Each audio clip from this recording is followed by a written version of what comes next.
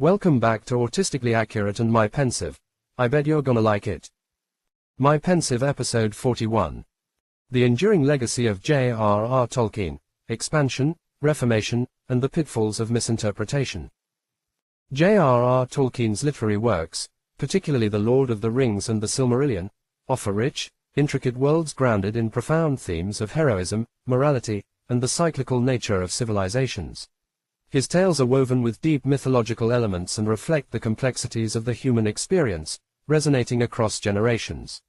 As we explore the concept of expanding upon Tolkien's legacy rather than rewriting it, it becomes crucial to consider the interpretations and adaptations that both honor and misinterpret his original vision. In this context, Amazon Prime's The Rings of Power serves as a poignant example of how misapprehension of Tolkien's lore can lead to a betrayal of his legacy. Reforming the norm without rewriting the canon. Tolkien's works are revered not just for the narrative depth but also for their intricate world-building and philosophical underpinnings. The idea of adding to this canonical story involves exploring the gaps within Tolkien's lore, enriching the world of Middle-earth through respectful expansion rather than alteration. A true heir to Tolkien's legacy would delve into the untold stories of the First and Second Ages, crafting narratives that align with the established canon while introducing new characters and themes that resonate with contemporary audiences. The cyclical nature of civilizations, as illustrated in the Hermetic Lament of Egypt, highlights the potential for renewal after periods of decline. This reflects the hope that one day a descendant of Tolkien might rise, embodying the values and creativity of their ancestor while surpassing him by forging new paths in storytelling that honor the spirit of Middle-earth. Such a figure would be tasked with not just maintaining Tolkien's legacy but transforming it, much like Aragorn's restoration of Gondor, a task that requires both humility and innovation. The failings of the Rings of Power. In stark contrast to the hopeful potential of respectful adaptation is Amazon Prime's The Rings of Power, which has faced significant criticism for its portrayal of Tolkien's world and its characters. Many observers, including notable commentators like Nedrotic and The Critical Drinker, have articulated the show's shortcomings in faithfully representing Tolkien's vision. Their critiques highlight how The Rings of Power not only deviates from established lore but also embodies a distortion of the very themes that Tolkien and his son Christopher cherished. The characters and narratives in The Rings of Power are often seen as embodiments of a Marxist ideology that undermines the very foundations of Tolkien's work. The show presents a revisionist history of Middle-earth, misinterpreting the Second Age and the motivations of its characters, effectively aligning them with the desires of Morgoth and Sauron. Rather than a nuanced exploration of good versus evil, the show reduces these epic struggles to mere ideological battles, stripping the narrative of its complexity and richness. This kind of adaptation, which disregards canonical lore, not only disrespects Tolkien's intentions but also misrepresents the intricate moral fabric that defines his storytelling. The characterizations in The Rings of Power diverge sharply from the original texts, presenting a diluted and, at times, contradictory interpretation of well-known figures from Tolkien's lore. This mischaracterization extends beyond mere narrative choices. It suggests a fundamental misunderstanding of the themes and values that Tolkien and Christopher Tolkien held dear. The absence of a faithful representation leads to a portrayal that feels hollow, lacking the depth and resonance of the original stories. A call for respectful expansion. The failure of The Rings of Power serves as a cautionary tale for future adaptations of Tolkien's work. To truly honor his legacy, creators must engage deeply with the source material, respecting its intricacies and the profound philosophies embedded within. The cycle of decline and rebirth, so central to both Tolkien's narratives and the Hermetic Lament of Egypt, demands a careful approach to storytelling, one that acknowledges the weight of history and the lessons that can be drawn from it. In conclusion, the enduring legacy of J.R.R. Tolkien is a call to action for storytellers today. It urges them to explore the rich tapestry of Middle-earth, adding layers of meaning and complexity while remaining true to the original vision. The hope for a new generation of writers who can navigate this delicate balance is not merely a dream but a necessity for the preservation of Tolkien's spirit. By honoring the past and engaging with the present, the next great storyteller may emerge, ready to reform the norms and forge a path that even J.R.R. Tolkien would delight in. Trismegistus. Do you not know, Asclepius, that Egypt is an image of heaven, or, to speak more exactly, in Egypt all the operations of the powers which rule and work in heaven have been transferred to earth below. Nay, it should rather be said that the whole cosmos dwells in this our land as in its sanctuary. And yet, Since it is fitting that wise men should have knowledge of all events before they come to pass, you must not be left in ignorance of this. There will come a time when it will be seen that in vain have the Egyptians honored the deity with heartfelt piety and assiduous service, and all our holy worship will be found bootless and ineffectual.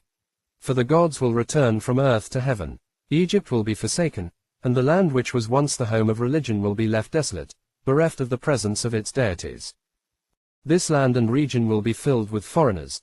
Not only will men neglect the service of the gods, and Egypt will be occupied by Scythians or Indians or by some such race from the barbarian countries thereabout.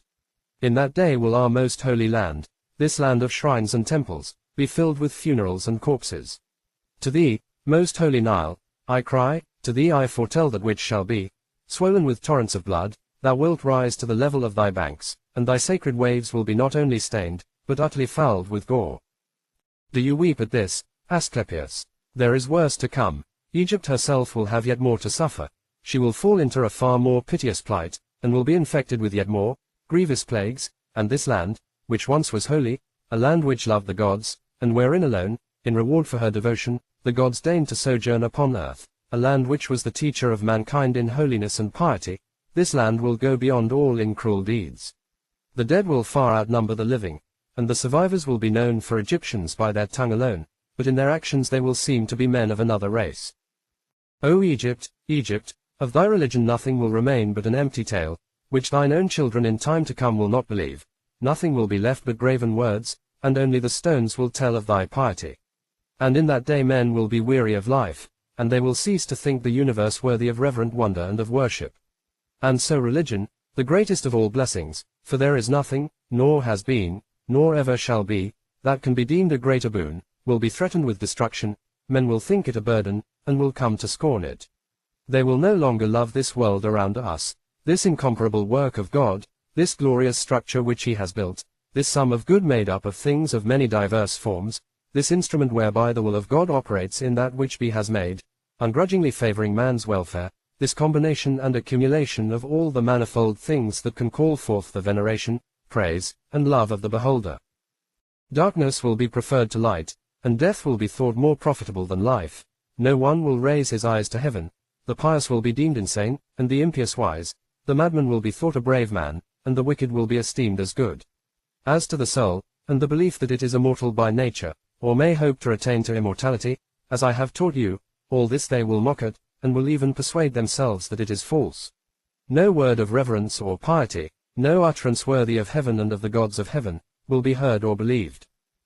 And so the gods will depart from mankind, a grievous thing, and only evil angels will remain, who will mingle with men, and drive the poor wretches by main force into all manner of reckless crime, into wars, and robberies, and frauds, and all things hostile to the nature of the soul.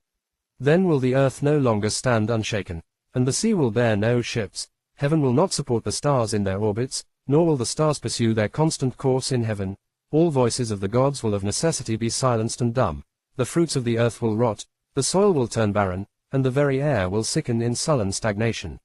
After this manner will old age come upon the world. Religion will be no more, all things will be disordered and awry, all good will disappear. But when all this has befallen, Asclepius, then the Master and Father, God, the first before all, the maker of that God who first came into being, will look on that which has come to pass, and will stay the disorder by the counterworking of his will, which is the good. He will call back to the right path those who have gone astray. He will cleanse the world from evil, now washing it away with water floods, now burning it out with fiercest fire, or again expelling it by war and pestilence. And thus he will bring back his world to its former aspect, so that the cosmos will once more be deemed worthy of worship and wondering reverence, and God, the maker and restorer of the mighty fabric, will be adored by the men of that day with unceasing hymns of praise and blessing. Such is the new birth of the cosmos. It is a making again of all things good, a holy and awe-striking restoration of all nature, and it is wrought in the process of time by the eternal will of God. For God's will has no beginning, it is ever the same, and as it now is, even so it has ever been, without beginning. For it is the very being of God to purpose good. Thank you for watching this presentation. I'm confident I will compose and upload more regularly now that I have an AI reciting my script of saved philosophical commentary posts for your edutainment. Please like, comment, subscribe, and share my videos and channel to everyone you believe will appreciate such serendipitously informative content.